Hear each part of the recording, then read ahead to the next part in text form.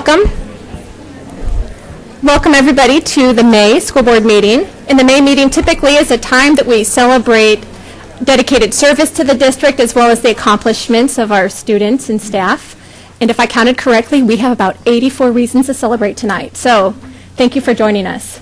This meeting does mark the last meeting of the spring, the last meeting before summer begins. But rest assured, the board and the administration continue to work, so you are welcome to join us all summer long for meetings. And with that, Mrs. Freed, will you please take roll? Madam President, all are present.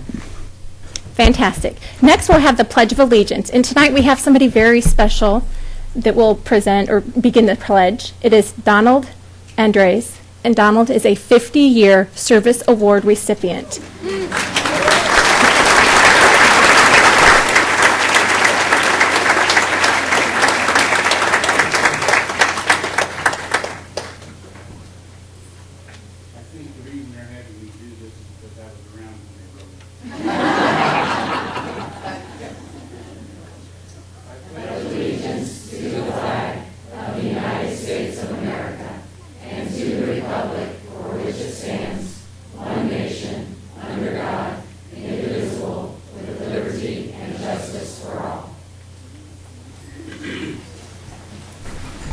And next, we're moving on to our very special presentations, which will be led by Dr. Swenson.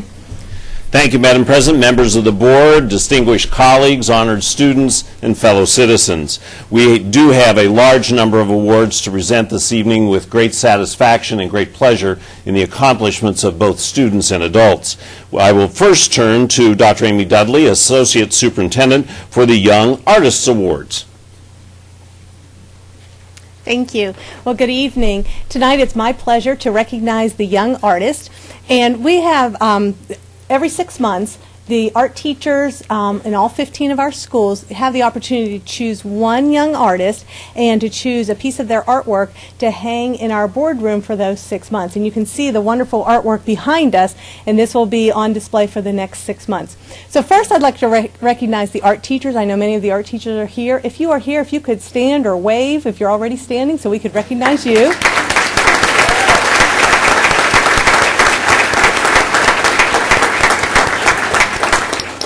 And we just appreciate all of the hard work you do with our students to provide instruction so that our students produce such wonderful artwork. So let me start by honoring our young artists. And when your name is called, come up and receive a certificate from Dr. Swenson. Gretchen Fine, a 5th grade teacher at Carmel Elementary.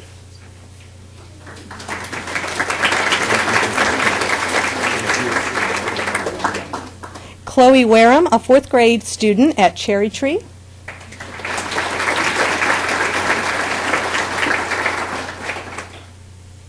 Sarah Goddard, a 5th grade student at Collegewood.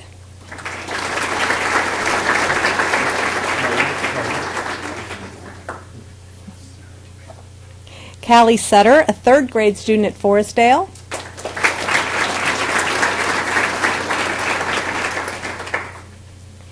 Angela Chen, a 5th grade student at Mohawk Trails.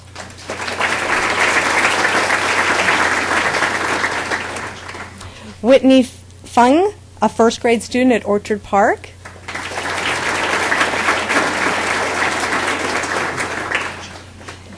Maggie Ernst, a 5th grade student at Prairie Trace.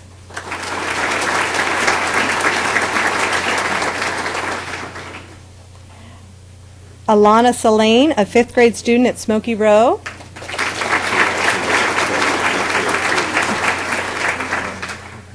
Luke Prawl, a 5th grade student at Town Meadow.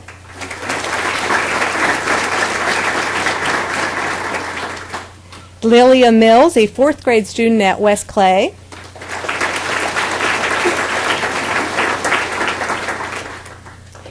Vidor Binagari, a 5th grade student at Woodbrook.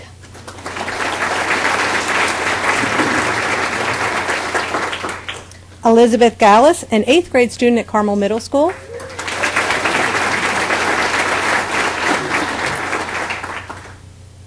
Nikki Vasil, a 7th grade student at Clay Middle School.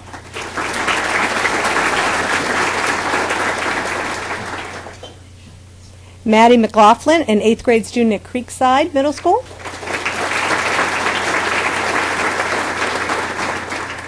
And Ann Castro, a junior at Carmel High School.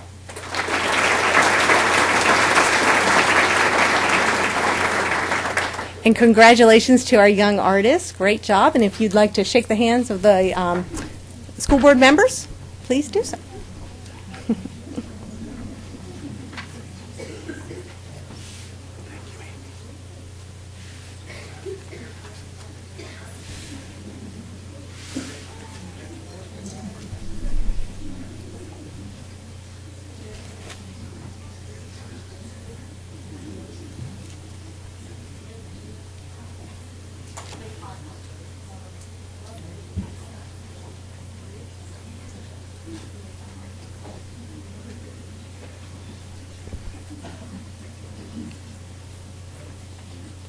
It's my pleasure next to turn to Mrs. Lila J., principal of Carmel Middle School, who will present the Mathematical Association of America Award.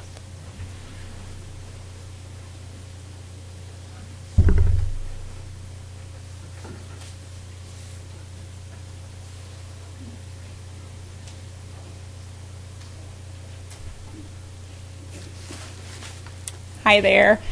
I have the honor of serving as principal at Carmel Middle School, and one of the very awesome things that I get to do is recognize some of our incredible children for academic achievement. And tonight, I am absolutely blown away when I think about the scope of what this young man can do. It just is so amazing to me. And so tonight, I get to recognize Kevin Liu. He is a 6th grader at Carmel Middle, and he has had a sequence of really incredible math competition scores and results over the course of this year. It's really, truly been exciting to watch and be a part of. Kevin initially scored a perfect performance on the AMC 8 math test, which is really an incredible honor to begin with, which then led him to take additional tests for math competition. And one of the things that stood out to me as he was participating in these tests, he did take them at the school, and one of the things that stood out to me was just the amount of brain power that was going on as Kevin was working through these problems. Over the course of, for example, a 4 to 5 hour test, he would work out, anywhere between 6 and 15 questions in that course of time, and just the amount of effort that went into that was really incredible. And I'd kind of walk by the room every here and there and see him. He was just working so hard. So we have just been so proud of him and his performance. He actually then qualified to participate in the USA Junior Math Olympiad. And it just is an incredible honor for a 6th grader. I can't wait to see where he goes from here. And so I actually have a couple things as well from the competition that I will hand to him. But just wanted to congratulate him for an incredible performance this year as a 6th grader. So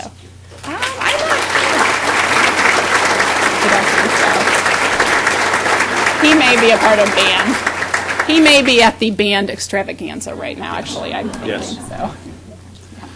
Or perhaps working on mathematical problems. It all would make sense. Next, we have 2 colleagues from Creekside Middle School, Dr. Harmis and Mrs. Hamachek, who have 2 very important awards, one in science and one in mathematics.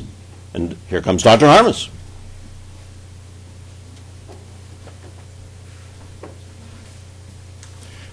Good evening. It is my pleasure and really honor to introduce the coach of both the Science Bowl and Math Counts team for Creekside Middle School and also the state of Indiana.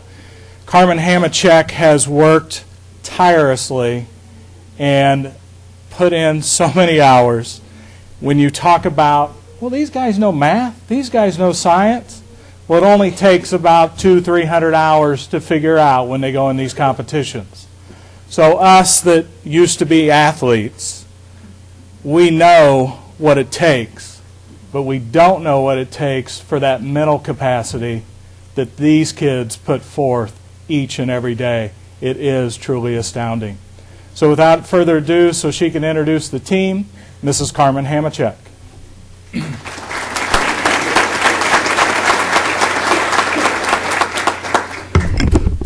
Thank you really so very much, because it's really an honor to work with the kids that I have worked with this year and in all the different years. And I'd like to first announce the Science Bowl group. And this group has 5 students in it who are at the band extravaganza right now. And I'm going to start by introducing our captain's twin sister. Brendan is gone, but in his place tonight, Melissa Yap, who was kind of the second person on our team.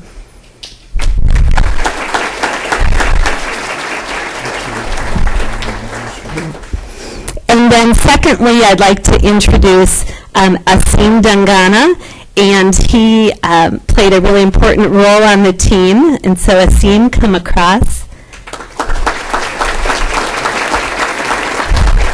And thirdly, Caleb He, and again, he played a wonderful role this year on the team. The last 2 that I introduced were on the team just this year. And besides Brendan Yap being the captain and being, at the band event this evening, Anthony G. was also a 5th person on the team and a very important part of our team. And he couldn't be with us here tonight. But really quickly, I just want to say that it is this group of 5 that really has astounded me. And I stand in awe of what they know pretty much every day. And a year ago, or a little more, they approached me with the goal that they wanted to work at being in the Science Bowl, and they wanted to try to compete in the Science Bowl. And amazingly, I went to Dr. Harmis and I said, we're just going to kind of go into it. I don't know how this group will be. Creekside has been 3rd in the past, but maybe they'll win. Last year they won the regional bowl, and I went to him and said, well, they won, and we're going to the national event. And they competed. They were 12th, and they really approached this year with the goal of exceeding that and doing better. And we went to the event in Washington, D.C. this year, again after winning the regional event. They competed against 46 different teams nationally that all had won their region, and ended up heading into the finals being the team not predicted to win. And then they won the whole event. So I am so proud of them. And it's really great. It's really great when you can just hear up on a stage that you are national Science Bowl winners for your school. So I'm just going to give them a round of applause for that.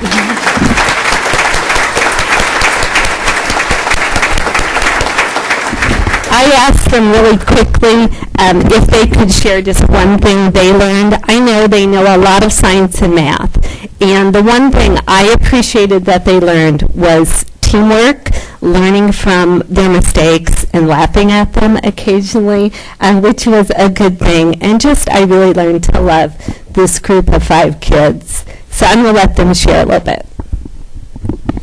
It was interesting to see how many people across the nation are interested in math and science whenever you go to the National Science Bowl, because you stay at the 4-H Center, and all the high school teams and middle school teams are there too, and you can meet a lot of new people.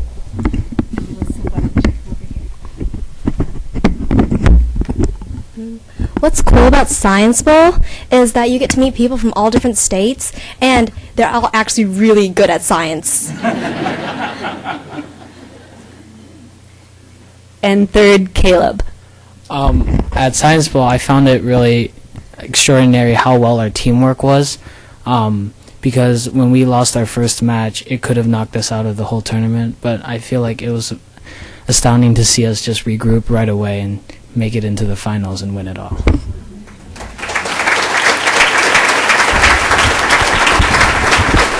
They put in hundreds of hours, literally, over the last year studying and preparing. And that leads into our chair at Science Bowl was an interesting chair. We had several, but one very interesting chair, which they were very, very proud of, was Math Counts.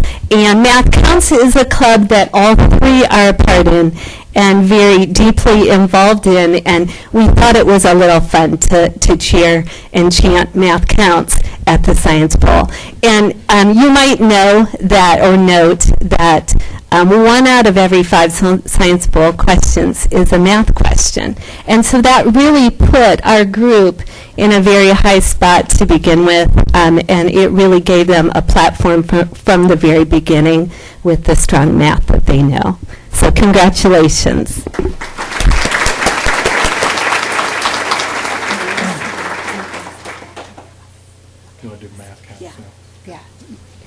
The two are going to leave, and I'm going to keep Caleb up here a minute. I did have the privilege of also coordinating and leading the group of 4 Math Count students, and what was really interesting and has very rarely, if ever, happened were that all 4 students were from our school district, which is a tremendous accomplishment. The top 4 math students of all 6th, 7th, and 8th graders were from the Carmel area. 2 were from Creekside School and 2 were from Carmel Middle School, and I'll mention just briefly what they did. They competed against 56 teams, and of the 4, we had Caleb He standing beside me. He ended up in a 44th position out of 224 students, representing the top of the top nationally. And so I'm really proud to say that he, as well as Anthony G., both from Creekside, were in the top 25% of the nation. So I'm going to give Caleb a round of applause.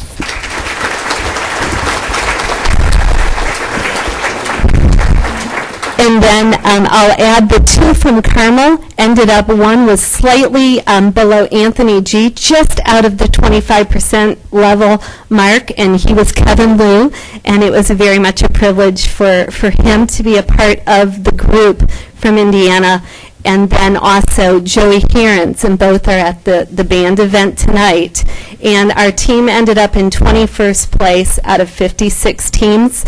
And I reminded them, even though they knew they probably could have done a little better, we're slightly disappointed in that. But I said, you know, you all are competing with the top of every state. And we all are very, very proud of you. And I want to say one other thing. David Liang in this room just stood beside that team and me and just lifted them up and encouraged them. And he had gone to Creekside. He'll be honored a little later, and I really appreciate him. Thank you. If you go shake hands with your team members. Okay, there you go. Perfect. Thank you. I got it. No problem.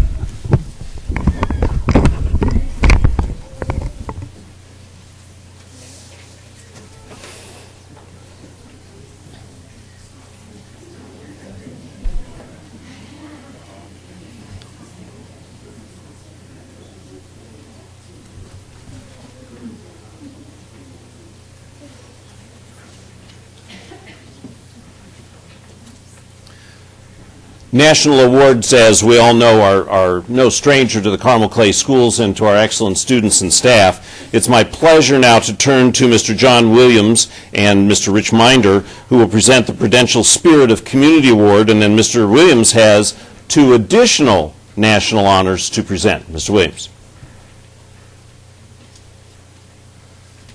Thank you, Dr. Swinson. I'll call up Mr.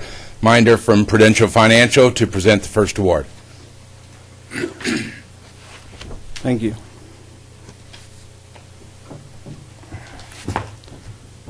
Hello. It's a pleasure to be here today for a very special presentation. My company, Prudential Financial, in partnership with the National Association of Secondary School Principals, sponsors a national awards program to honor young Americans who care about the world and find ways to make a difference. We do this because we believe that if we're going to meet the challenges we face today, we're going to have to get more involved in making our communities and our planet a better place to live. And our greatest hope lies in these young people. All over the United States, middle-level high school students are volunteering to improve their communities and the communities of others. We hope that by identifying and honoring these young volunteers and holding them up as role models, others will be inspired to volunteer too. Thousands of young people across the country were considered for the Prudential Spirit of Community Awards this year. And from all of these, a select few in each state and the District of Columbia have been selected for a special recognition.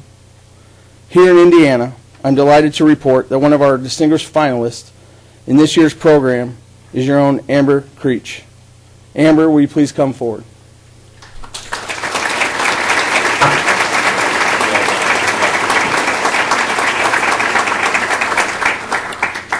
Amber has been singled out from all the middle-level high school students in Indiana for outstanding service to her community.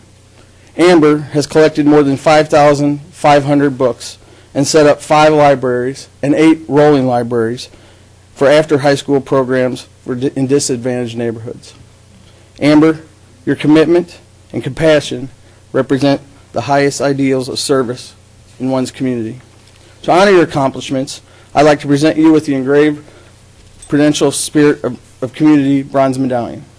This signifies your outstanding community service.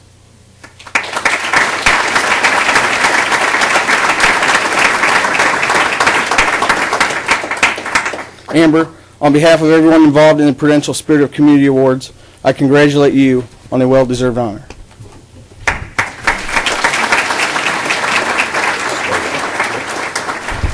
Thank you, Mr. Minder. I'm going to have Amber stay up here for just a little bit. She's not finished yet this evening. Amber is also, in fact, the board may remember, you first met Amber when she was a sophomore, when she was on her way to Washington, D.C., to be recognized as the Parade Magazine All-American High School Service Team Award. And one of the things that we talk about often is leadership, and the heart of leadership is service. And Amber, probably before, but certainly since arriving at Carmel High School, has made it her mission to lead as a server leader. And just like I'm here to give her another award, the Nestle's Very Best in Youth 2013 award, or just to acknowledge that. But I'd just like to very quickly read you some of her accomplishments. And as you heard from Mr. Minder, that this is an accomplishment that just they're not local accomplishments. These are national recognitions that are reserved for those folks who really put their efforts where their mouths are when it comes to taking care of their neighbor and their community. This list is pretty long, so I'm going to go through it pretty quick, but I just want you to get the gist of what this young lady's done in the time that she's been certainly at Carmel High School. She's been the Presidential Call to Service Award winner 2008, 2011, 2012, Indianapolis Children's Museum's Power of Children Award in 2009, the Prudential Insurance Spirit Community Certificate of Excellence 2009, 2010, 2012, Huggable Heroes semifinalist in 2011, Youth Volunteer of the Year, Outreach Incorporated in 2010. As I said earlier, she was the Parade Magazine All-American High School Service Team, the first team in 2011. Indiana Veterans Day Council, Dr. Corinne White Walker Girl Scout Leadership Award in 2011. Indiana Lieutenant Governor's Hoosier Rising Star Award runner-up in 2012. Indiana Governor's Youth Service Award winner in 2012. Carmel High School's Daughter of the American Revolution Good Citizenship Award winner in 2012. Stopovers Incorporated William McKenna Award for Community Service in 2012. Just mentioned Nestle's Very Best in Youth Award, and the Pacers Sports Entertainment Indiana Hero in 2013. Folks, I could go on a little bit more, but you get the gist of what this young lady's done.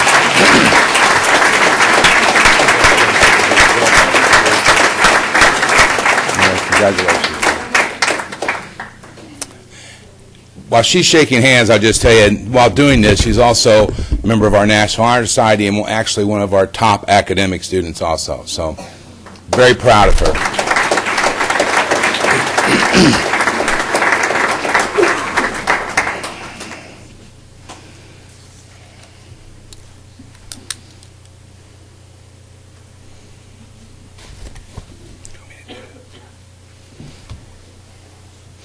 See, I'm also here to recognize, and he's already been mentioned, if I could have David Liang come up, please. You heard about David's expertise in assisting. I think he's the assistant coach of our math counts team, or at least the unofficial assistant coach. Also quite an accomplishment as a student at Carmel High School. Every year, the state of Indiana recognizes one male and one female student, one in the state, for their accomplishments in taking the most rigorous courses that a school has to offer. And what they do is they very simply add the total number of AP courses, which are along with our IB courses, our toughest courses that we offer, the total number that a student has taken, and then you combine with the highest scores of those students. And this year, representing the male side of the state of Indiana, David Liang from Carmel High School.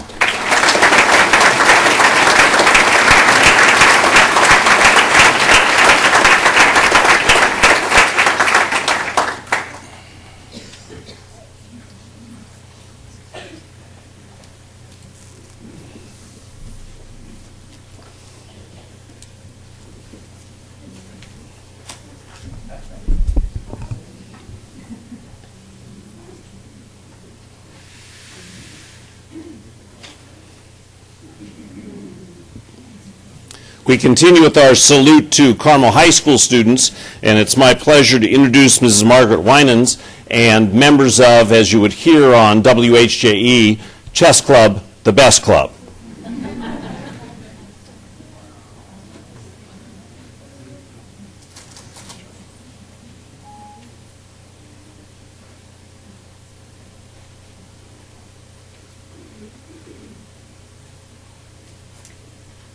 This is really the second year that the Carmel High School students have won the state championship, and two of our members that were the winners this year were on that team. So we have Andrew Klutz, we have Samir Manchanda, and we have Sayuth Malpati. And Andrew and Samir were both winners last year. And because the team, we had some other members on the team that weren't able to come, Yushi Homa and Joe Filio and David Lee. What's really phenomenal is that this winning team consisted of one freshman and 5 juniors. So we hope to be here again next year.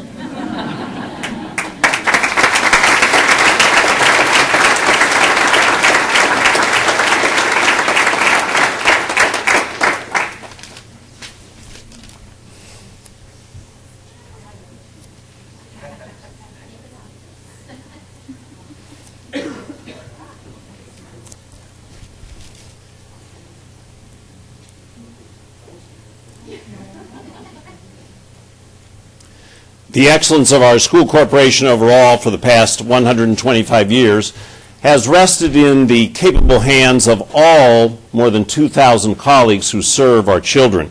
It's my pleasure at this point to turn to our Human Resources Director, Mr. Ryan Newman, on behalf of the Assistant Director, Ms. Janie Trout, who will present our Support Staff of the Year Award, our Teacher of the Year Award, and then our Service Awards. Mr. Newman.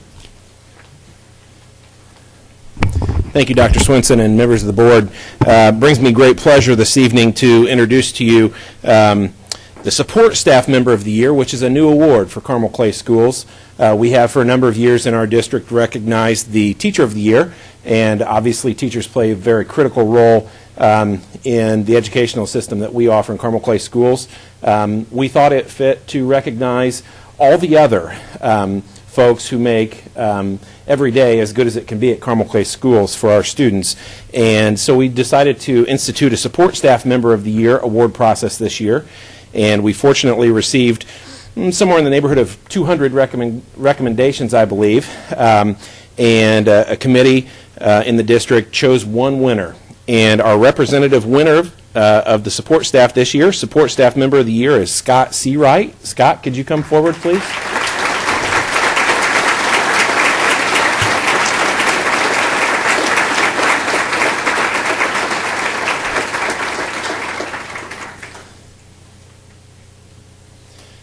I want to read a few words about Scott as he's coming forward. I'll read in part some of the recommendation that came for Scott. Scott came to Carmel Clay Schools after retiring from the banking industry, and he's worked as a part of our district since 2000 as a substitute teacher and coach, and since 2007 as an instructional assistant at Creekside Middle School. The recommendation that came forward for Scott says, in part, Scott's a retired banker. He doesn't need to come to work in the school. He chooses to do so out of his love for working with our youth. Scott is a caring and upstanding man who works above and beyond in all capacities. He works with our students in a calm, caring, and dedicated manner. Kids adore him and want to please him, and teachers love having him as a part of their classroom. Scott is not only a stellar IA, but also carries and manages many other vital duties for his department. He seeks out and volunteers for a myriad of school and department events. Kids and teachers alike seek out Mr. Seawright for advice and moral support. We would be lost without him. Scott also is a dedicated coach and mentor to our middle school students and staff. He more than deserves to be considered for the Support Staff Member of the Year, and our committee decided that he is deserving of the award of Support Staff Member of the Year. Congratulations, Scott.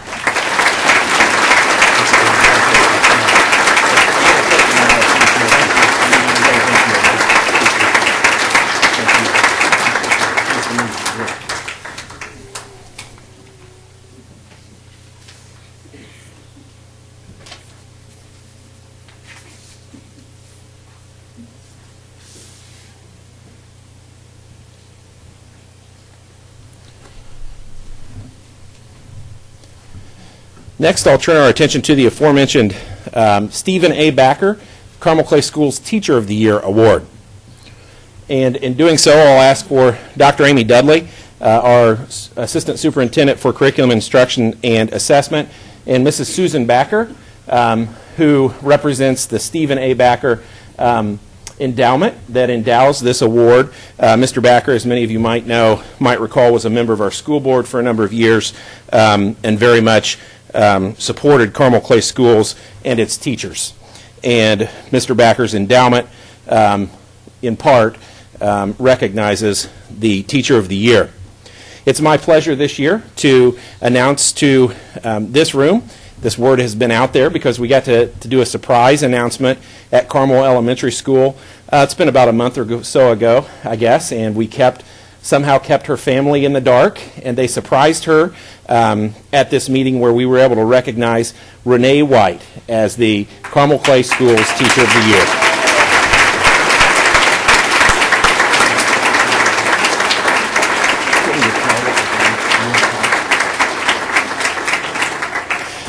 As a part of this recognition, Renee, we will have, as you know, a traveling trophy that stays at Carmel Elementary for the next year, which honors all of the past winners. We have a token of our appreciation, which I believe is a bell, which you can have and use in your classroom. Dr. Dudley, on behalf of Curriculum Instruction and Assessment, has a $500 professional development grant for you to continue to grow and develop yourself as a teacher. And Mr. Backer's endowment has a financial award as well. And I can tell you in the crowd how appreciative and surprised and supportive Renee's colleagues were. I wish I would have had my camera out that day to just videotape her colleagues. Because her colleagues were nothing but, and I could say the same thing about Scott Seawright. I wish I had both of them on video, because their colleagues were so supportive and appreciative of this honor for them. That tells something about those two individuals. Renee, I think without saying, supports her colleagues and the instruction that happens not only in her classroom, but throughout her school. And I know Mrs. Klingensmith would echo those words. I can think of no other teacher who would be more deserving of this award to symbolize the great instruction and work that our teachers do on a daily basis in this district than Renee White. 2013 Stephen A. Backer Teacher of the Year. Congratulations.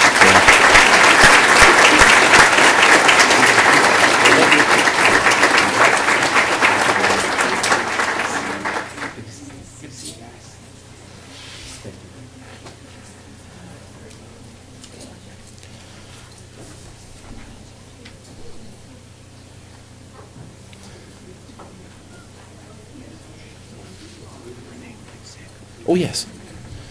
As every good teacher might, Renee has a few words to share. I'll gladly step aside.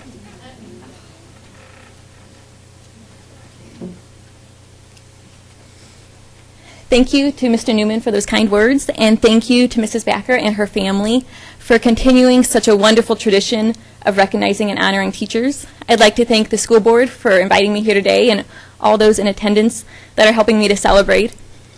Being named the Carmel Clay Schools Teacher of the Year is an incredible honor, and it's one that is so meaningful for me. And I think that's for two important reasons. The first is that it recognizes my teaching, which is such a significant part of my life. It's a significant part of who I am. I've wanted to be a teacher since I was 5 years old. I've made it my life's work. And as teachers, we work so hard and we put so much of our heart and our soul into our profession that recognition of that is very, very meaningful. And secondly, this Teacher of the Year award is for the Carmel Clay School System, and you can't get a bigger honor than that. I have always taken such pride in being able to say that I am a teacher in the Carmel Clay system. I've been so proud just to be a part of the system in the district, and to get an honor at this level is just unbelievable. I've always thought the Carmel Clay motto is very fitting for our district: the experience excellence, explore opportunities, realize potential. But I'd always thought of it in terms of what we provide for our students. And through this experience, receiving the award and since then reflecting over my journey as a teacher, I've come to realize that this is also what the district has offered to me as a teacher. I have been so fortunate to have so many opportunities that I've been able to explore, being able to try new ideas inside my classroom, having opportunities for leadership with professional development outside my classroom. I am so grateful for all of those opportunities I've had to grow as a teacher. I've had the privilege to work with amazing professionals that have helped me working towards realizing my potential.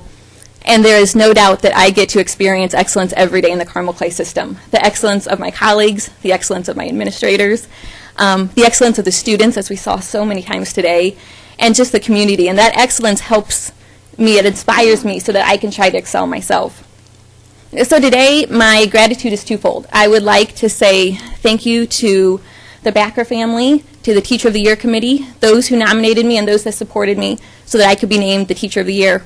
But I'd also like to thank the school board, the administration, and the Carmel Clay community that have allowed me to make my home here in the Carmel Clay system and have surrounded me with such supportive, such talented, such incredibly inspiring individuals that have shaped me into the teacher that I am today, one that I'm very proud to be, and one that I can promise you will continue to work so hard to live up to this distinguished honor. So thank you.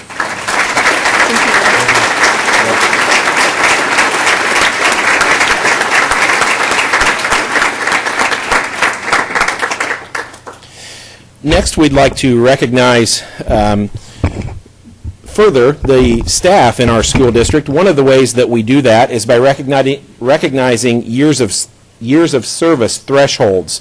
And we do have a number of individuals this evening who we'd like to recognize, beginning with those who have served in our district for 20 years. And so, individuals, when I call your name, if you would please come to the front. Dr. Swinson has a memento to express our appreciation. And then if you would please stay standing at the front. Once I finish all of the 20-year award winners, we'll then have a round of applause and then shake the hands of the school board members and administrators on the dais. I'll begin with John Bannon, a science teacher at Creekside.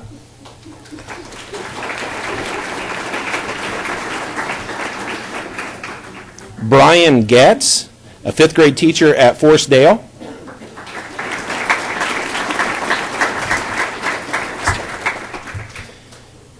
Jenny Gossett, a 2nd grade teacher at College Wood Elementary.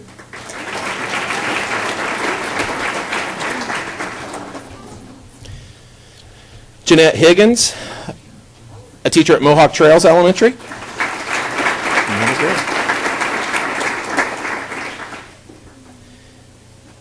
Andrew Heimlich, music teacher at Town Meadow Elementary.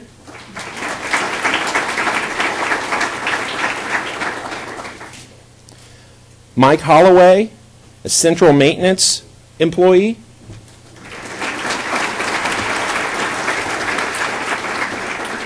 Butch Hoyt, a 5th grade teacher at Smoky Row Elementary. That didn't come out very well. Angela Jones, English teacher at Carmel High School.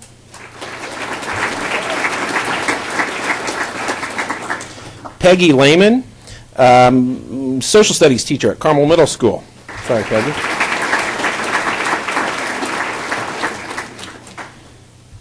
Brenda Lester, family and consumer science teacher at Carmel High School.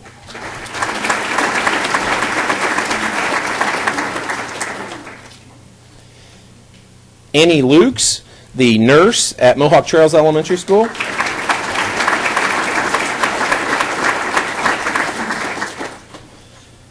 Mark Matthews, the middle school social studies department chair at Carmel Middle School.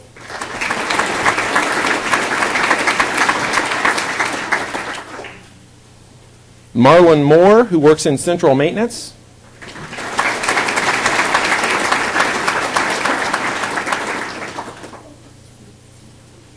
Tony Morris, an instructional assistant from Orchard Park Elementary School.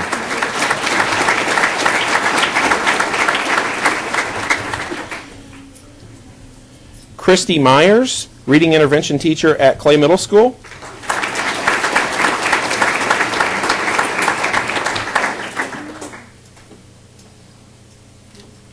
Diane Pisagno, a 12-month secretary at Carmel High School.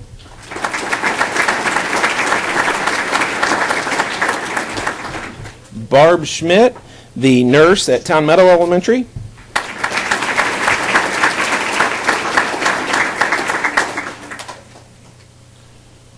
Lori Storer, the principal at Mohawk Trails Elementary.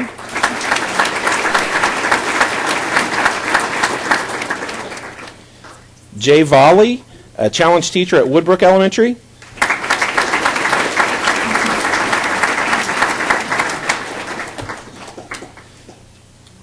Leslie Ward, an art teacher at Creekside Middle School.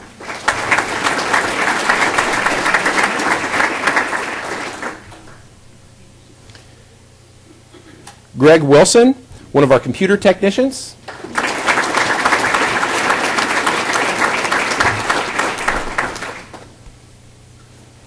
We did have several other individuals who I don't believe were able to make it this evening, but I do want to recognize them publicly. And certainly if you're here and I didn't know it, please step forward. Lori Bolin, Cheryl Elko, Nancy Gilpin, and Michael Pote. By my count, these 25 individuals who have given 20 years of service to Carmel Clay Schools in all have given this school district 500 years of service. And we couldn't thank you enough. Thank you.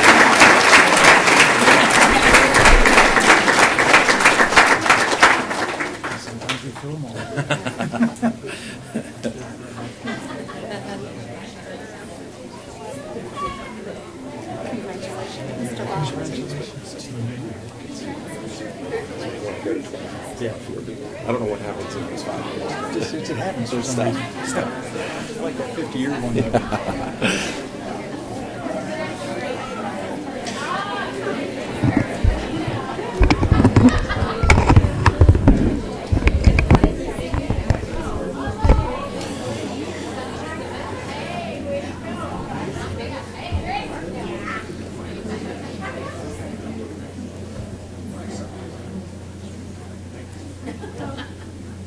I'll turn next to those individuals who have served Carmel Clay Schools for 25 years.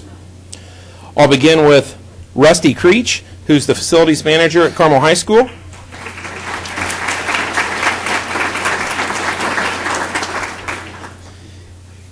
Ines Daiga, who's an instructional assistant at Carmel High School.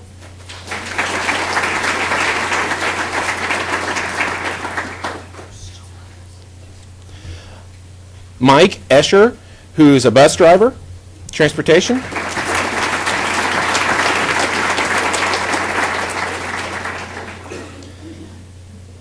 Kathy Farron is a second grade teacher at Mohawk Trails.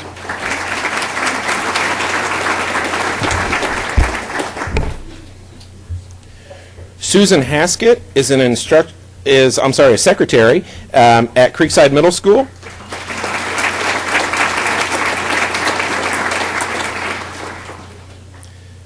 John Kane is an art teacher at Carmel High School.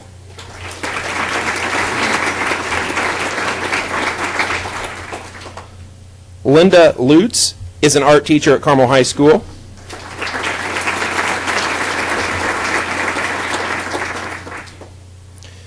Lori McFall is a humanities teacher at Carmel Middle School.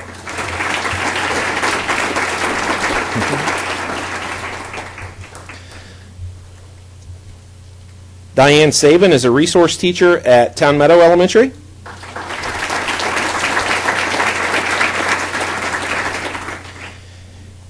Kay Sharp, a first grade teacher at Orchard Park.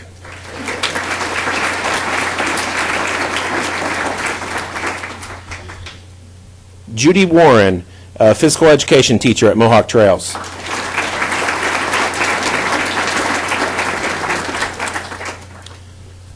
We do have two other individuals in this group that I do not believe were able to be with us, but again, if you're here and I didn't see you, please come forward. Rob Holman and Catherine Jackson.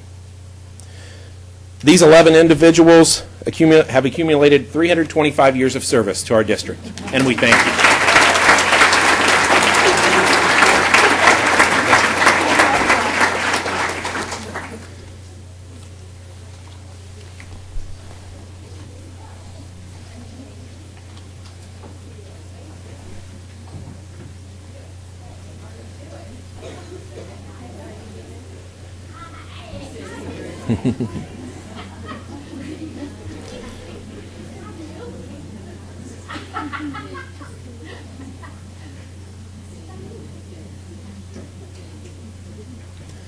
I'll turn next to those colleagues who have served our district for 30 years. I'll begin with Lana Malcolmus, a custodian at Cherry Tree.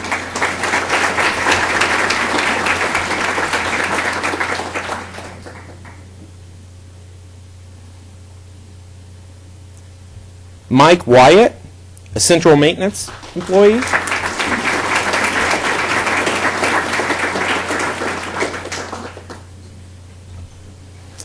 And I believe we have two individuals in this group who were not able to join us this evening, Annette Leakty and Timothy Milan.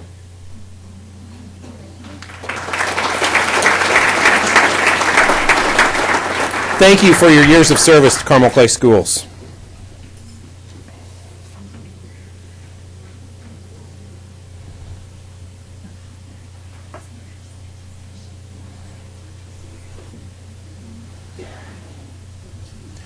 Next, we'll turn our attention to those colleagues who have given 35 years of service to Carmel Clay Schools. I don't know if either of these colleagues are here this evening.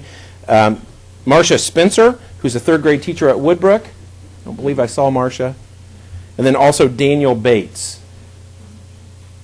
I don't believe either of those colleagues are with us this evening. I'll turn then to those colleagues with 40 years of service to Carmel Clay Schools. Lillian Tickle, who is a food service employee at Carmel Elementary School.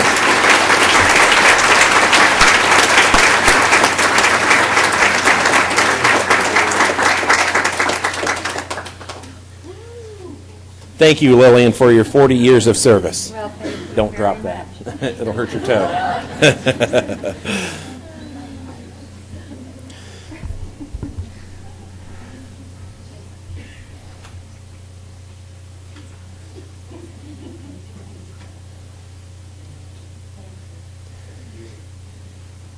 And finally, we'd like to recognize, as Mrs. Spannenberg mentioned at the beginning of our meeting this evening, we have a colleague, Don Endres, who has worked in our transportation department for 50 years.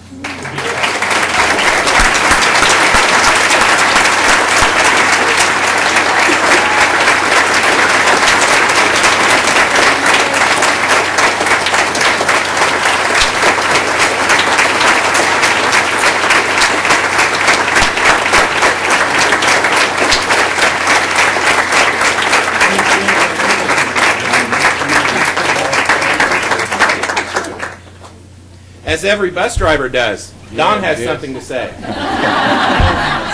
It's my turn now. Funny thing happened on the way over here tonight. 50 years went by.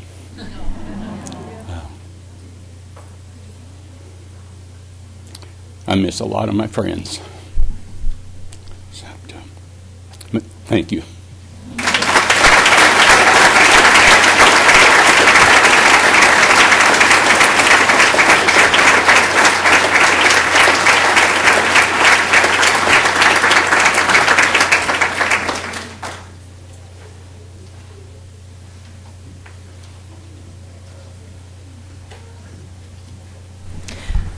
With that, the board would like to wish once again congratulations to all of our recipients this evening for their exceptional achievement, their impressive artwork, as well as their dedicated service to the community.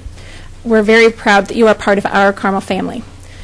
We will break for a few minutes to give you an opportunity to snap some pictures and just have some photo opportunities. And if you would like to go attend to your studies, you are more than welcome to exit at this time as well. Thank you.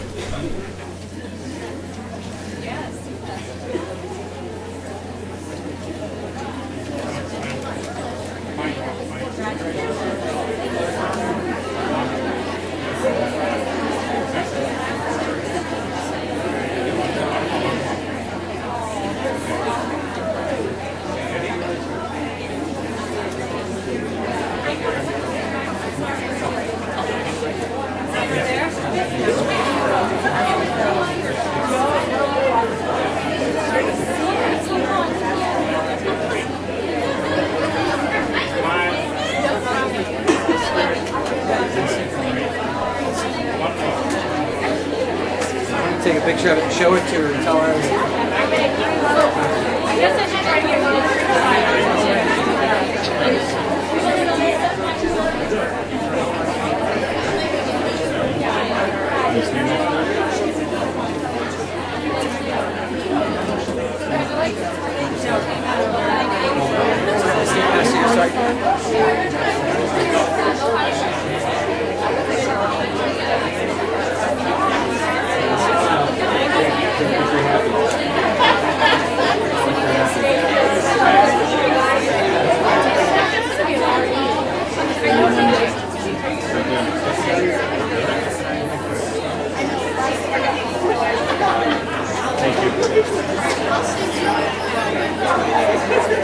How cool is Lily is welcome back. All right, let's go.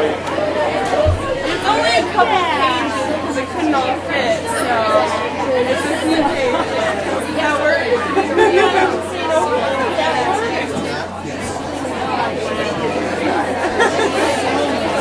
Shall we pick you? Like, how high up can we get you? Wait a minute. This is an hour. This is really neat. It's a huge surprise. I was like, Last week the world was really neat to showcase.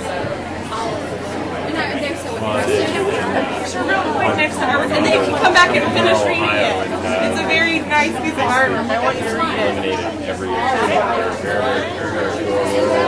And to see this thriving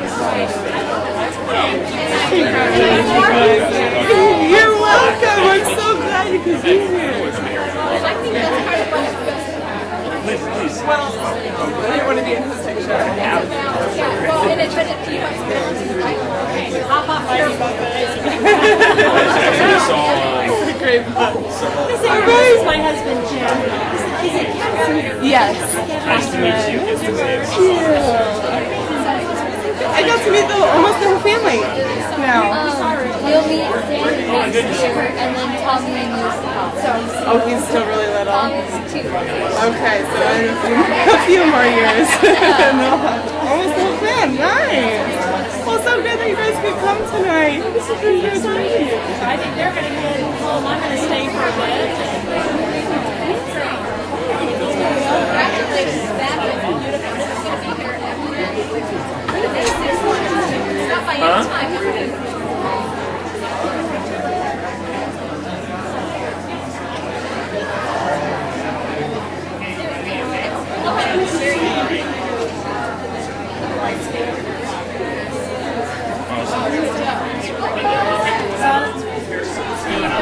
And just check out teachers for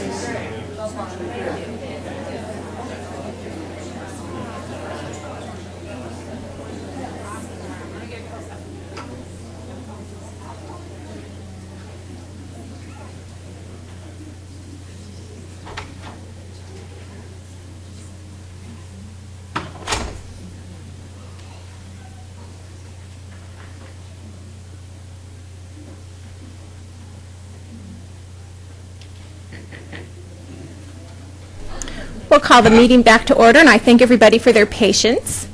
Next is public participation, and we do have 5 individuals wishing to speak before the board. I'd like to remind those who speak to please state your name and address for the record. You have 2 minutes to share your thoughts with the board. The colored lights at the podium are used to be a visual reminder of your 30-second time period. That'll be the yellow light, and then the red light in a little buzz will indicate 2 minutes, and then if you could kind of wrap up thoughts, that would be great. And with that, we'll begin with Annette Austin.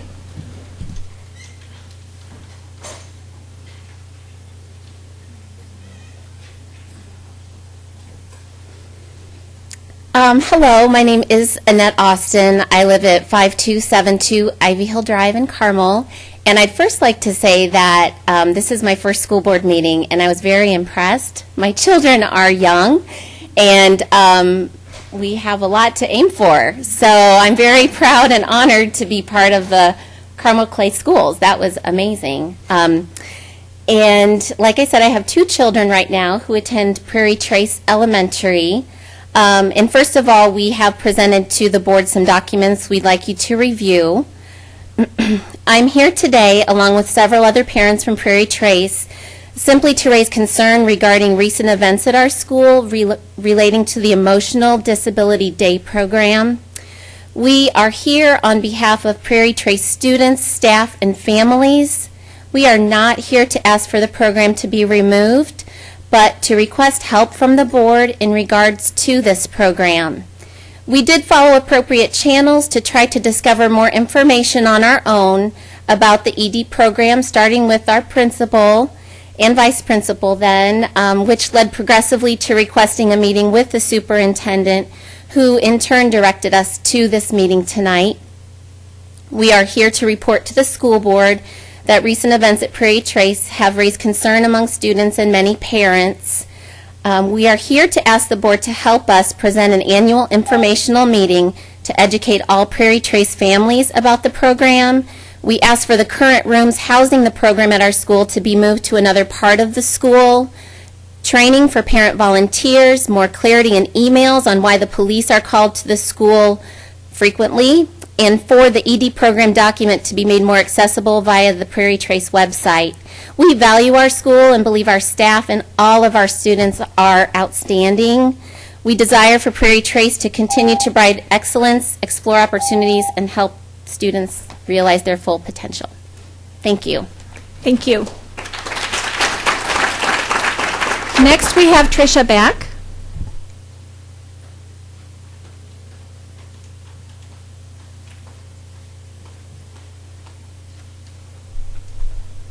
My name is Tricia Back. I live at 12608 Stanwich Place. I currently have 2 children at Prairie Trace, one in kindergarten and one in first. My main objective and the reason that I am here today is to voice my deep concern for the current location of the ED classroom at Prairie Trace. The classroom is situated in the kindergarten and first grade room hallways. Because I am at the school a lot volunteering, I have seen, heard, and experienced a lot of disruption to the classrooms and the learning process, along with the scared and worried little faces of many children that have been frightened because of what they have seen in front of them or have heard in the room next to them. In my information that I have provided you with, there is a map of Prairie Trace in case you are not familiar with it. It shows the current location of the ED room now. And because of the unpredictable behavior and strength in which these children possess during one of their episodes, it is not something that I think the smallest group of children in the school should be around. With recommendation from other Prairie Trace parents, a suggested location for the ED room within Prairie Trace has been recommended and is listed on the site map that I've provided you with. In this location, it's more isolated from the classrooms, but more central to the main office, which means when a call is made for assistance, our incredible staff can get there even quicker to help these students. Additionally, in my packet of information, I have included a call report from the Carmel Police Department. It lists each time a call regarding a juvenile has been placed. Since February alone, there have been 13 calls from Prairie Trace made to the police department. I've also attached the calls made to the Carmel Police Department from Collegewood, the other ED school in our district, and there has only been one call made this year. On behalf of many, many parents at Prairie Trace, we hope that you take our thoughts and recommendations to heart. We all know that the Carmel Clay schools are known for their excellent programs. We hope that as a district, these important improvements can also be made to another very important program in our district, our emotional disabilities program, not only for the safety of our students and staff, but for all of those students in the ED program. Thank you. Next, and please forgive me if I pronounce the last name incorrectly, Angie Laboito. Thank you.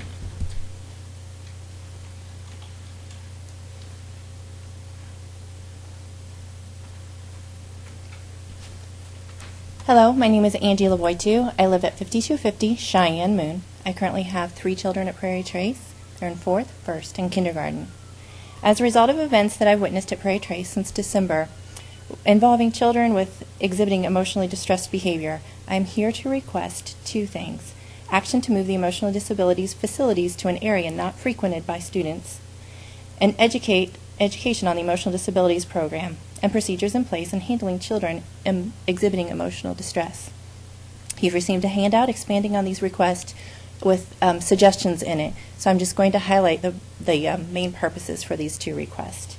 Request 1 for facilitation changes to move the educational facilities, educational disability, the ED facilities location to the 1st grade pod in an area not frequented by other students, and also arrange for alternative private and secure entrance and exiting locations for students who are exhibiting emotional frustration.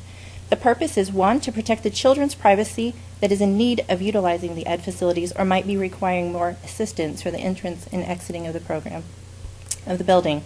2, to protect other children from potential harm, and the said child is displaying physical aggression. And 3, to eliminate disruptions to the learning activities in the 1st grade pod and classrooms due to activities that occur in that said room in that area. Lastly is education. To educate parents and guardians on the ed program housed at Prairie Trace Elementary, and education for volunteers on the procedures in place to react to children who might be displaying emotional distress. The 3 purposes are 1, first and foremost, to promote the success and importance of this very important ED program in the Carmel Clay Community School Systems.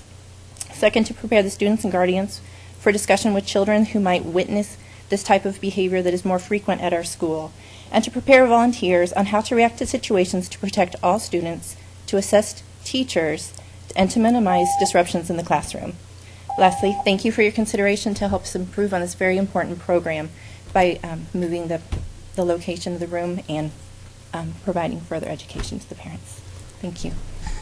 Thank you. Next, we have Cheryl Gerlich.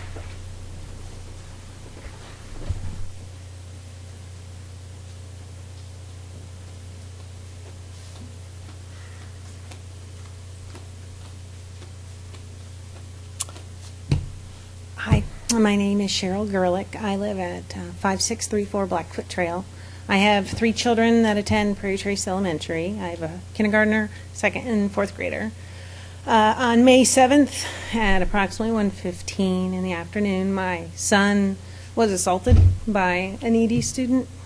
He was sitting on the floor reading a book, and his head was down. The ED student punched him in the stomach, slammed his head up against a desk. As you can imagine, the fallout for him and for us as parents of a child who was assaulted unwarrantedly. What I'm looking for today is clarity on the steps and the processes involved with dealing with these types of instances. Unfortunately, I believe mine is the first, kind of that parent nobody wants to be. And I am looking from you what is being done as far as protocol when these things happen, implementation and remediation of what is going to be done to, not done to said student, but the steps in place to address what has happened. Because to my son, he just had an in-school suspension, and he sat across from him. And I'm looking for you to tell me what is being done clarity-wise, whether it be a student with an IEP or a student without an IEP, so that this sort of thing, I can explain to him steps are being done to protect you, because he doesn't feel protected right now. Thank you. Thank you. And last, we have Christine Ramsey.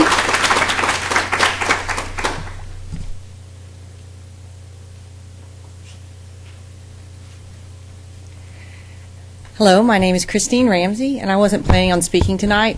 For one thing, I sound very country on the microphone. But I live at 5280 Arapahoe Way, right down the street, and I have 3 students in the Carmel Clay School System, 2 at Prairie Trace, a 5th grader and a 1st grader. I have been volunteering at Prairie Trace for 6 years now, and I absolutely love the school. I love the administrators, I love the teachers. I recommend Carmel to people that are moving to town to come here. I was the new family greeter for the school for years. And I'm often at the school volunteering probably multiple times a week, which I'm grateful for that opportunity, and I really enjoy it. And I think I consider myself a veteran parent. And I just wanted to make sure, what I wanted to emphasize, that the other parents that are here tonight, they're not alarmist.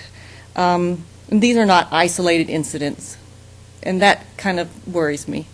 So my main point is that I would like to see improved communication to the parents about the ED program. I feel like I'm a very plugged-in parent, and I couldn't give you very much information about it. I've been there for a long time. I read the Prairie Press diligently, and when new people move into town and I come greet them, and then 2 weeks later they call me and say, why was there a police presence at the school today? Should I go up there and talk to them? I don't know how to explain it. I don't know what to say. I don't know what I'm allowed to say.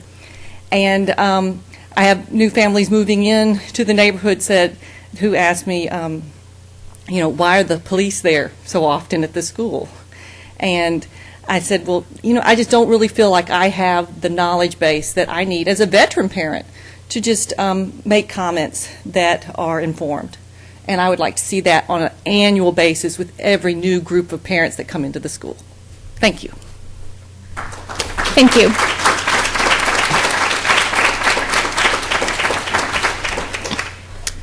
Next on the agenda, we have consent. Do I have a motion to approve consent? So moved. Second? Second. Discussion? Okay, all in favor? Aye. And Madam President, if I may, a very quick note, members of the board, just to call to your attention, during consent, I'm very pleased to confirm that you have validated the appointment of Amy Satoski to act as the assistant principal at Smoky Roll Elementary for next school year, and I believe that Amy is here. And Amy, if you just stand up and say hello. Congratulations.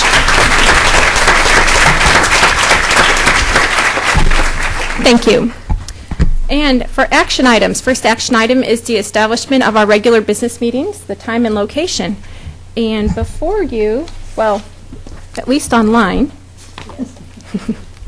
we have a list of all the board meetings, and I wanted to point out 2 exceptions to our standard second Monday, fourth Monday for our meetings. December and May, as we have done in the past, we will only have 1 meeting, that'll be the 3rd Monday, because those months are extremely busy with school activities. And then a big difference is that the workshop in April is actually on the 17th of 2014. There are various religious holidays on the first 3 preceding days, and out of respect for those, Dana and I checked the calendar, and we thought that would be the best date to proceed with our regular workshop. So I would like to get a motion from my fellow board to accept the recommendation. I move to adopt that meeting schedule. Second? Second. Discussion. Okay, all in favor? Aye. Next on the agenda is the teacher handbook, and to that we go to Mr. Newman. Yes, thank you, Mrs. Spanenberg. As the school board members know, in 2011, the Indiana General Assembly passed legislation which limited the scope of collective bargaining for teachers to salary, wages, and salary and wage-related benefits. There has been some disagreement between various state agencies and various teacher associations regarding what constitutes salary and wage-related benefits. The handbook that we have presented to you is based on the current collective guidance from the Department of Education, the Indiana Education Employment Relations Board, the State Board of Accounts, and our own legal counsel, and contains matters of importance to teachers that we believe are no longer bargainable. There is additional information that we will direct teachers to in policy, in school board policy, that will be of interest of them to them as well. And this handbook has been discussed with the Carmel Clay Education Association formally on 2 separate occasions here this spring. And so we bring this evening to you the handbook and request your approval. We feel that it's important to get this information into teachers' hands to let them know what rights and benefits, if you will, the school board offers them as teachers, even though it's no longer negotiable information. And I'd be happy to entertain any questions that board members might have. Well, thank you, Ryan. May I get a motion on the table to move ahead with this action item? So moved. Second? Second. Discussion. Okay, sure, Kathy. I do notice that there are some asterisks by some articles in the final draft. Is there a line somewhere that tells us what these asterisks represent? Yes. Thank you for asking that question. That's a fairly recent development that I wanted to draw to your attention.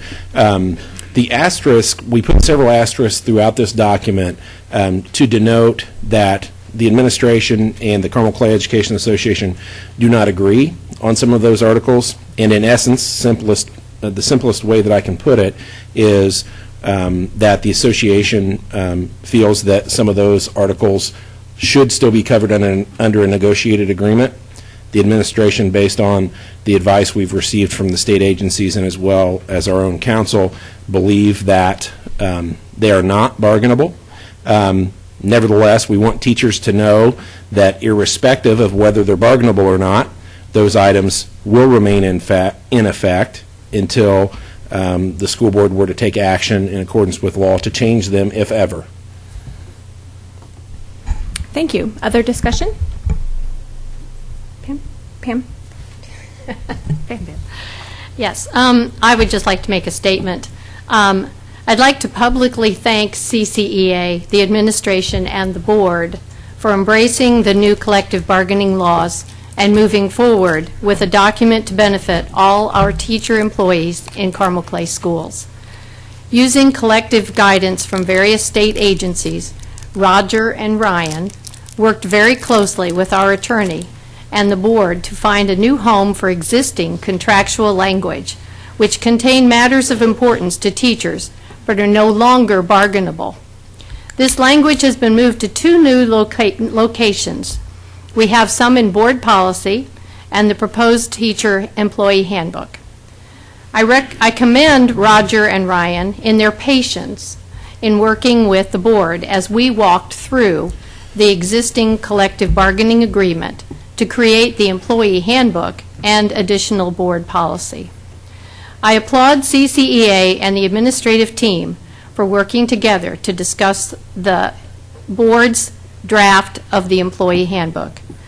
Not only did the teams discuss the proposed handbook at April and May district discussions, but both teams set aside additional meeting time to work together and discuss the proposed handbook.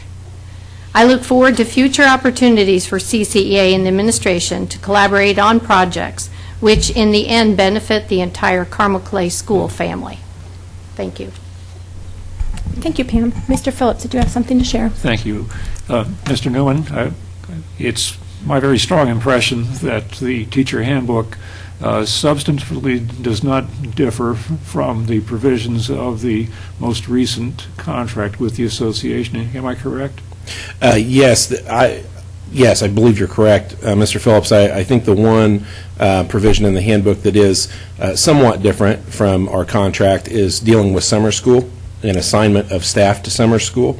Again, that's a matter we've discussed at least to some degree with the association and also with the board, as we think that's in the best interest of students and their education.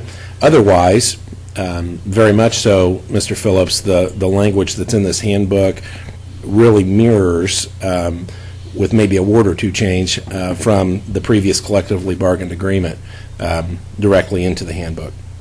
Thank you. Any other discussion? Okay, looks like we're ready for a vote. All in favor of supporting our... okay. Like, is there more? Okay. All in favor of supporting our handbook? Aye. Aye. Thank you. Thank you. Next, we have the appointment of our Prairie Trace principal. Thank you, Madam President. It's my great professional pleasure to recommend to you Mrs. Jill Smith to serve beginning next school year as the principal at Prairie Trace Elementary. As the board may know, but for the benefit of our colleagues and fellow citizens, Mrs. Smith has served as assistant principal at Smoky Row, and before that, starting in 2007, was the assistant principal at West Clay Elementary. She has taught at both West Clay and Town Meadow, has a master's degree from Butler and her bachelor's from the University of Southern Indiana. Mrs. Smith is a consummate professional. I believe will work extremely well with our children, with our staff, and with the Prairie Trace community, and it's my great pleasure to recommend her to you this evening for your approval as the new principal at Prairie Trace. Thank you, Dr. Swenson. Motion to approve recommendation. So moved. Second. Second. Discussion. Mr. Phillips. Can she sing the fight song?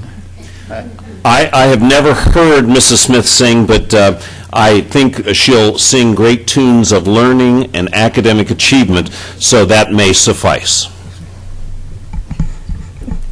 Other discussion? Well, I don't know if tonight, but I have heard that she can dance when her school's presented a big award. Yeah, I think you can access that elsewhere, right?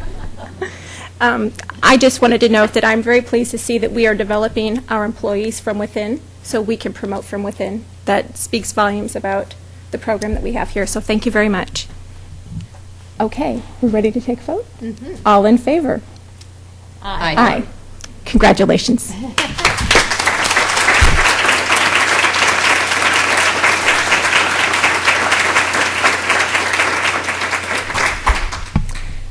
Next, we have the interim superintendent contract. Mrs. Hackett. Yes, thank you, Madam President. As you all know, we are in search, but yet to find the next best leader of our school district. But we will continue to work with BWP and Associates, and specifically with Dr. Barnes, to continue that superintendent search. In the meantime, I'd like to recommend the hiring of Dr. Stephen Teagarden as an interim superintendent for our district. He comes to us with a lot of knowledge and experience. He was the Carmel Clay superintendent from 1993 to 2000 and served as interim superintendent for 2 of our neighboring districts in even more recent years. The full terms of his contract have been provided to the board, but include a starting date of June 10th of this year and compensation of $650 per day.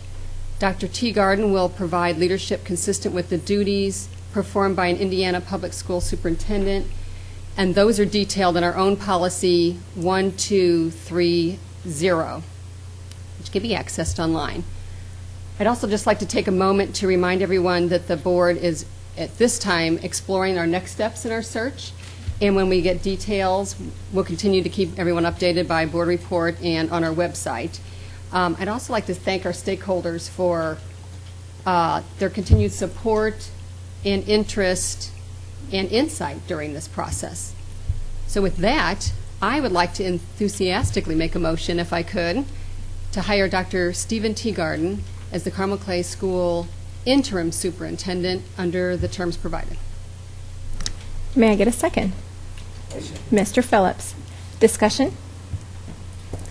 Okay, let's take a vote. All in favor of supporting Dr. Teagarden to be our interim superintendent? Aye. Excellent, thank you. Next, we go to Dr. Dillon. Good evening, members of the board.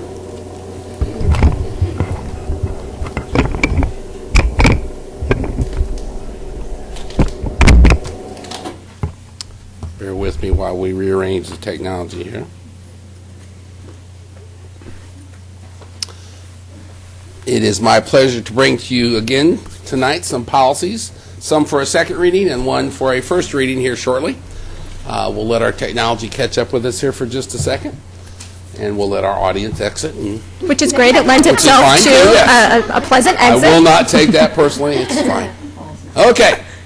Policies, bringing to you for a second reading. We have 3 sets of policies. Each set has multiple policies in it, and I will do my best to explain that for the audience. First, we'll start with policy 1362, which is a new policy for Carmel Clay Schools, 3362, 4362, and 5517. All are entitled Non-Discrimination and Anti-Harassment Statement and Policy.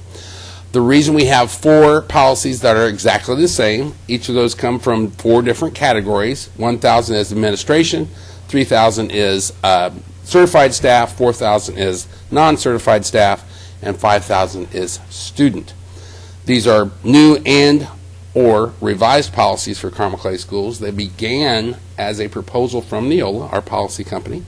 They have been reviewed extensively and revised extensively by our legal counsel and our policy committee. They were discussed at district discussion on April 16, 2013, and we have included suggestions from our association friends in this policy that we bring to you tonight. These were first recommended to Carmel Clay Schools as policy changes in spring of 2010, so I feel like we have had a child and they're growing up with these policies. And so I bring to you tonight recommendation to approve these 4 policies. Thank you, Dr. Dillon. And like Dr. Dillon said, we will take these in groups. So may I get a motion on the table to approve policies 1362, 3362, 4362, and 5517? So moved. Second? Second. Discussion. All in favor? Aye. Aye. Next. Another group of policies for your consideration tonight for a second reading, 1120.02, which is a new policy for Carmel Clay Schools, 3120.02, 4120.02, nepotism and relatives reporting to relatives. These are both new and revised. We did not have a 1,000 category policy until now, but we are adding that into the administrative category. These recommendations were proposed by a school board member. They have been reviewed and recommended by our legal counsel and our policy committee. They were discussed with our association friends on April 16, 2013, and we have included suggestions to improve this policy tonight. Carmel Clay Schools adopted our original nepotism policy on December 16, 1991. We have revised that policy 2 times since then, and it was recommended by a board member that it was time to take a look at that policy and update it and make it more modern in its terminology. Bring to you tonight these 3 policies for your approval. Thank you. Motion to approve recommendation. Well, motion to discuss recommendations for the nepotism policies. I'll move to adopt them. Second? Second. Discussion. Okay. All in favor? Aye. Wonderful. Next. Thank you. And the last of our second reading policies tonight, Policy 7434, use of tobacco on school grounds and buses. This is a revised policy for Carmel Clay Schools, was proposed by Neola. It has been reviewed and recommended by the Policy Committee. It was presented to the association in district discussion on April 16, 2013, and we have included suggestions for improvement in this policy. Executive summary of this policy: Public Law 141, House Enrolled Act 1149, effective July 1, 2012, prohibits smoking in public places and on school buses. Our revisions to this policy reflect the changes in that law. I bring to you tonight for your consideration this policy. Thank you once again. May I get a motion on the table to adopt 7434? So moved. Second? Second. Pam wins. Okay. Discussion.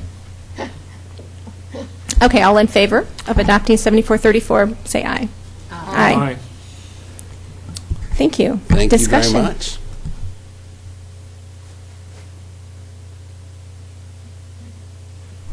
Moving on to discussion, I'm back. we have Dr. Dillon. Thank you so much. It's my pleasure to bring to you tonight one policy for a first reading. Bring to you tonight Policy 3131, which is going to be retitled Reduction in Force, RIF, Recall and Certificated Staff. This is a revised policy for Carmel Clay Schools. We at one time had a RIF policy. We put that policy away and put it in storage because our RIF policy was reflected in our contract. As mentioned earlier tonight during the handbook discussion, there were certain things that could no longer be included due to the change in the legislature, change in the law, and the RIF subject was one of those things. So this comes back to us as a revised policy for Carmel Clay Schools. It was proposed by our Human Resources Department, has been reviewed and revised by our legal counsel and our policy committee. It was discussed with the association on two separate occasions, April 16, 2013 and May 14, 2013. And we have incorporated some of those suggestions in this policy. Please keep in mind that this is a first reading tonight for this policy. This policy came about because, as I said briefly just a second ago, recent changes in Indiana law requires that RIF language be removed from negotiated contracts. Thank you very much. Discussion. Mr. Phillips. Thank you. Dr. Dillon, I know you said as much, but I just like to underscore the fact that the essence of this policy stems from a requirement that comes to us from state law. Yes, the requirement to take the RIF language out of the contract came about as a result of state law. Yes. And we were advised that you did not have to have a policy. You could have had guidelines. You could have had a handbook. This board has chosen to bring forward a policy for Carmel Clay Schools. I was thinking rather of the fact that the state law requires that we use teacher evaluations as a basis for RIF or recall instead of seniority, which traditionally had been the basis in the past. That is correct, Mr. Phillips. The new language from the evaluation program is included in this proposed policy and is required by the state. Yeah. Other discussion items? Well, I do have a question. I believe I had read somewhere that at the last district discussion, the association brought forth some other recommendations or questions about this particular policy.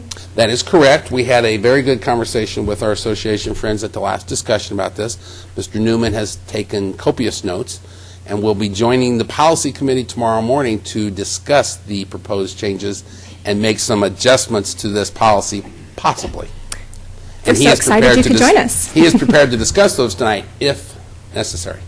Well, we will be seeing you tomorrow morning, Very bright good, and early, yes. so that'll be just fine. Thank you. All right. Welcome. Other discussion? Okay. Thank you very much, Dr. Dillon. Thank you very much. Moving right along, we have the management agreement with the Carmel Swim Club, and that is brought to us by Mr. McMichael. Thank you. Carmel Clay Schools and Carmel Swim Club have had a relationship for many, many years, but it wasn't until 1996 that the parties actually entered into a written agreement. That was a time when Carmel High School was undergoing a major renovation with additions, and one of those additions really was the natatorium. The school did have a swimming pool prior to that, but it was pretty minimal by any current standards. And so the natatorium was a part of that major project. And at that time, there was a desire to have the natatorium be larger than what might be necessary just for school programs, and there was interest in having that facility also to be available to the broader community. And so, as well as some other recreational and athletic facilities. So there was a major campaign, fundraising campaign that was undertaken, actually led by Dr. Teagarden. And so the Carmel Swim Club stepped up and agreed to contribute $400,000 toward that effort, which was to be paid over a period of 15 years in annual installments. And so since that time, we've of course continued to have the relationship and under this written agreement. And as I'm sure the board members are aware, it's been a very positive relationship that has really, I think, served the community well and served the school district well. That agreement now is expiring in June 30th of 2013. So the recommendation here is to enter into a new 20-year agreement that very much mirrors the current agreement, and it's also, although it does provide for the annual payments to escalate a bit over each 5-year period to reflect some assumption of inflation. And so the initial payments would begin at $27,000 a year. So over this period of time, the district would receive a total of $600,000, and at the same time, the Carmel Swim Club would be provided with the necessary facilities to support their program. And so that is the recommendation that's made this evening, and we would ask the board to act on that at its next meeting. Thank you very much, Mr. McMichael. Discussion? Questions? Anything? Okay. Well, thank you very much. Thank you. If we should have some in the meantime, we will certainly get those to you. Thank you. Next on our agenda, we have superintendent's report. There is no report this evening. Thank you. Wow. Well, moving right along, we have board member report, and one report that I would like to make is that this is Dr. Swenson's very last board meeting with us as our seated superintendent. And with that, on behalf of the school board, I'd like to express our gratitude to Dr. Swenson for his visionary leadership. Over the past 6 years, you've consistently shown yourself to be a loyal, hardworking leader with educational excellence as your guiding force. With the many district successes, including the passage of 7 Bill 189, which is now Indiana Code 2024-2? That's right. Okay, excellent. You're leaving your tenure as superintendent better than when you arrived, and we certainly appreciate that. And I know I speak for the entire Carmel Clay School community in wishing you the very best with your continued professional career, your personal happiness, and your good health. So thank you very much. Thank you all very much. With that,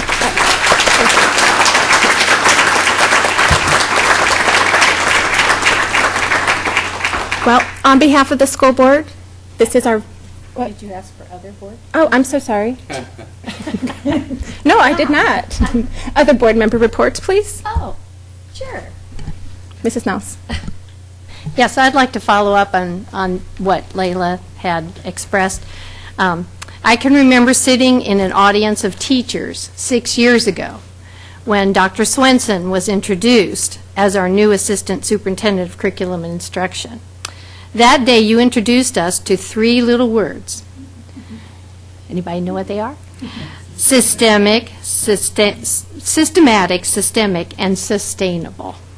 Today, I hear those words spoken throughout the corporation when describing the education delivered by our employees to those most important, our students. I want to thank you for your dedication to this district in ensuring that our students receive the best education possible. Your support of and attendance at school activities has been admirable. I wish you all the best in whatever the future holds for you. And my other report is that I attended the CHS musical Tarzan over the weekend, and that was stupendous. They did an absolutely wonderful job, and I just wanted to comment. Thank you. Thank you. So as to not, fail to include anybody else, are there other board reports that I need to recognize? Okay. With that being said, this is our very last meeting before summer break, so the board wishes each of you a very wonderful summer break with your families. And with that, meeting adjourned.